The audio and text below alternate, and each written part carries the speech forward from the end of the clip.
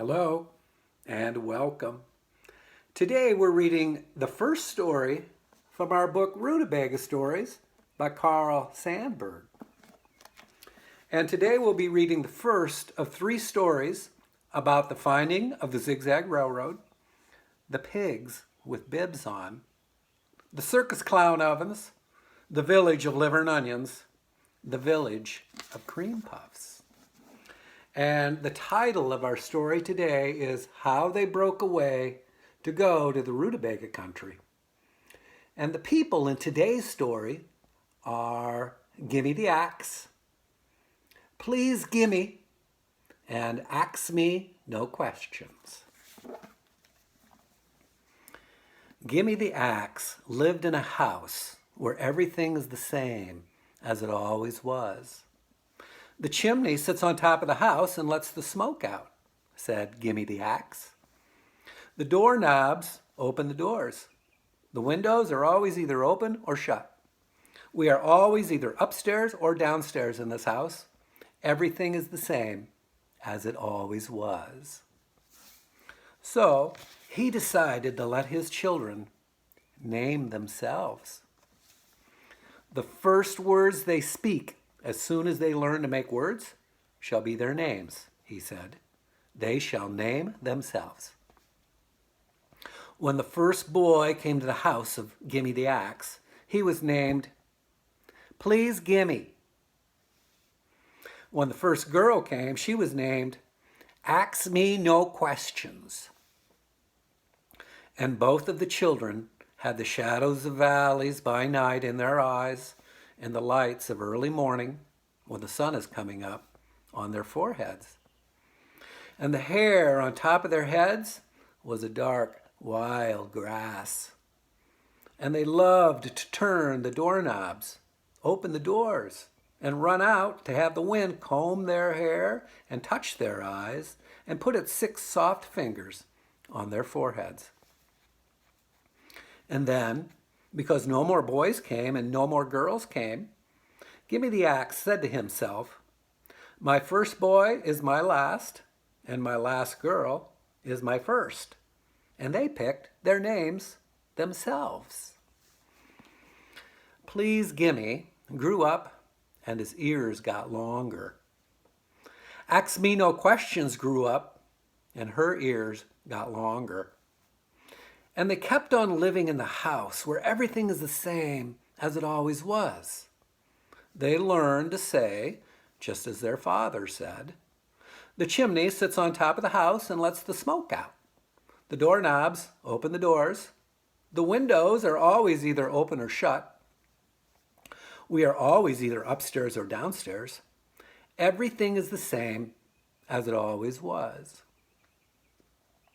After a while, they began asking each other in the cool of the evening, after they had eggs for breakfast in the morning, who's who? How much? And what's the answer? It is too much to be too long anywhere, said the tough old man, Gimme the Axe. And Please Gimme and Ax Me No Questions, the tough son and the tough daughter of Gimme the Axe, answered their father, it is too much to be too long anywhere. So they sold everything they had, pigs, pastures, pepper pickers, pitchforks, everything except their rag bags and a few extras. When their neighbors saw them selling everything they had, the different neighbors said, they're going to Kansas, to Kokomo, to Canada, to Kankakee, to Kalamazoo, to Kamchatka, to the Chattahoochee.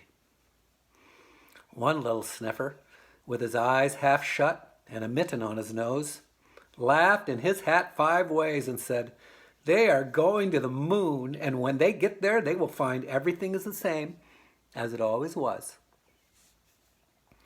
All the spot cash money he got for selling everything, pigs, pastures, pepper pickers, pitchforks.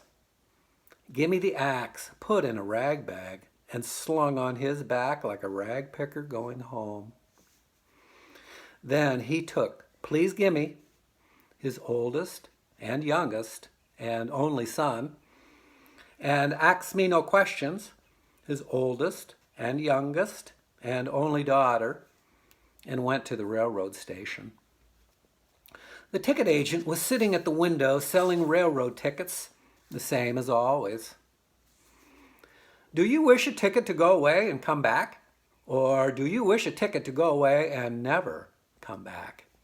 The ticket agent asked, wiping sleep out of his eyes. We wish a ticket to ride where the railroad tracks run off into the sky and never come back. Send us far as the railroad rails go, and then 40 ways farther yet, was the reply of Gimme the Axe. So far? So early? So soon? Asked the ticket agent, wiping more sleep out of his eyes. Then I will give you a new ticket. It blew in. It is a long, slick, yellow leather slab ticket with a blue spanch across it. Gimme the Axe thanked the ticket once, thanked the ticket agent twice, and then, instead of thanking the ticket agent 3 times, he opened the rag bag and took out all the spot cash money he got for selling everything: pigs, pastures, pepper pickers, pitchforks, and he paid the spot cash money to the ticket agent.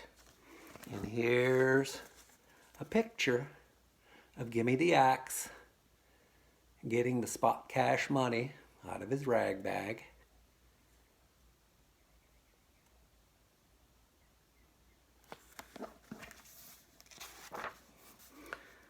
Before he put it in his pocket, he looked once, twice, 3 times at the long yellow leather slab ticket with the blue spanch across it. Then, with Please Gimme and Ax Me No Questions, he got on the railroad train, showed the conductor his ticket, and they started to ride where the railroad tracks run off into the blue sky, and then 40 ways farther yet. The train ran on and on.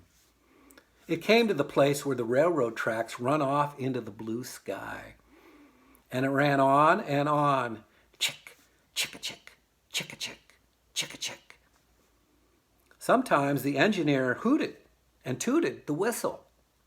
Sometimes the fireman rang the bell. Sometimes the open and shut of the steam hog's nose choked and spit. Fisty-foost, fisty-foost, fisty-foost. But no matter what happened to the whistle and the bell and the steam hog, the train ran on and on to where the railroad tracks run off into the blue sky. And then it ran on and on, more and more. Sometimes Gimme the Axe looked in his pocket, put his fingers in, and took out the long, slick, yellow leather slab ticket with the blue spanch across it. Not even the kings of Egypt, with all their climbing camels and all their speedy, spotted, lucky lizards, ever had a ride like this, he said to his children. And then something happened. They met another train running on the same track. One train was going one way. The other was going the other way. They met. They passed each other. What was it? What happened? The children asked their father. One train went over. The other train went under, he answered. This is the over and under country. Nobody gets out of the way of anybody else. They either go over or under. Next, they came to the country of the balloon pickers. Hanging down from the sky, strung on strings so fine the eye could not see them at first, was the balloon crop of that summer. The sky was thick with balloons. Red, blue, yellow balloons. White, purple, and orange balloons. Peach, watermelon, and potato balloons. Rye loaf and wheat loaf balloons. Link sausage and pork chop balloons. They floated and filled the sky. The balloon pickers were walking on high stilts, picking balloons. Each picker had his own stilts, long or short.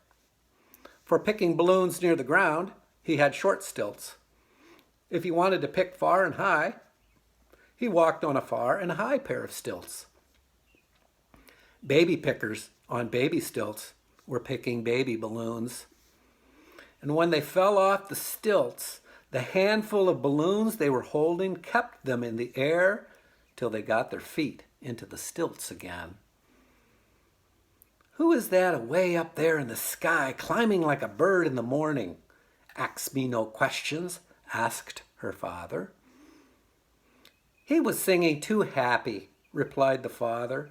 "The songs came out of his neck and made him so light the balloons pulled him off his stilts." "Will he ever come down again back to his own people?" "Yes, his heart will get heavy when his songs are all gone. Then he will drop down to his stilts again." The train was running on and on. The engineer hooted and tooted the whistle when he felt like it. The fireman rang the bell when he felt that way.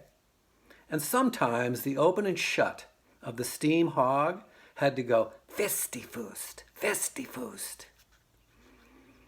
"Next is the country where the circus clowns come from," said Gimme the Axe to his son and daughter. "Keep your eyes open." They did keep their eyes open.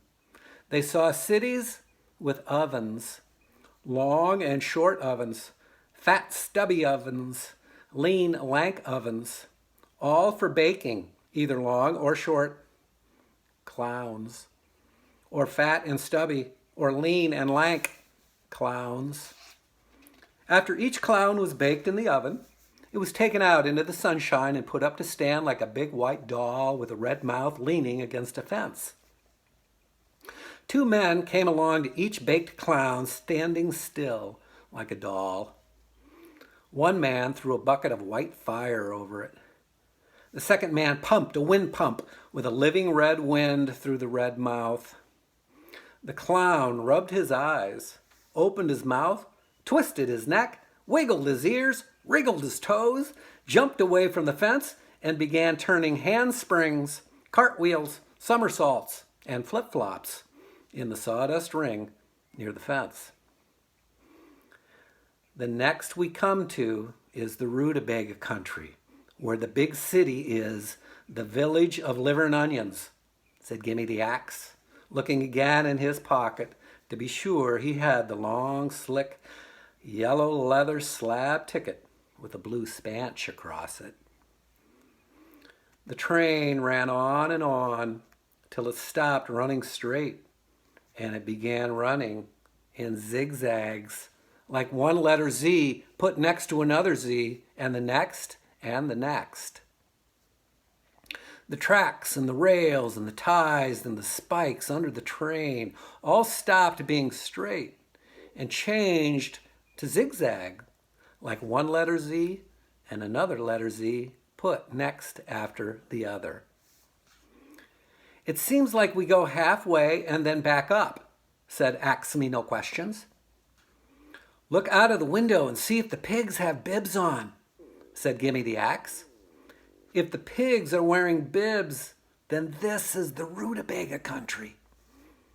And they looked out of the zigzagging windows of the zigzagging cars, and the first pigs they saw had bibs on. And the next pigs and the next pigs they saw all had bibs on. The checker pigs had checker bibs on. The striped pigs had striped bibs on, and the polka dot pigs had polka dot bibs on. Who fixes it for the pigs to have bibs on? Please gimme, asked his father. The fathers and mothers fix it, answered Gimme the Axe. The checker pigs have checker fathers and mothers. The striped pigs have striped fathers and mothers. And the polka dot pigs have polka dot fathers and mothers. And the train went zigzagging on, running on the tracks and the rails and the spikes and the ties, which were all zigzag like the letter Z and the letter Z. And after a while, the train zigzagged on into the village of Liver and Onions, known as the biggest city in the big Rootabaga country. And so, if you are going to the Rootabaga country, you will know when you get there, because the railroad tracks change from straight to zigzag. The pigs have bibs on, and it is the fathers and mothers who fix it. And if you start to go to that country, remember, first, you must sell everything you have. Pigs, pastures, pepper pickers, pitchforks. Put the spot cash money in a rag bag and go to the railroad station and ask the ticket agent for a long, slick, yellow leather slab ticket with a blue spanch across it. And you mustn't be surprised if the ticket agent wipes sleep from his eyes and asks, "So far? So early?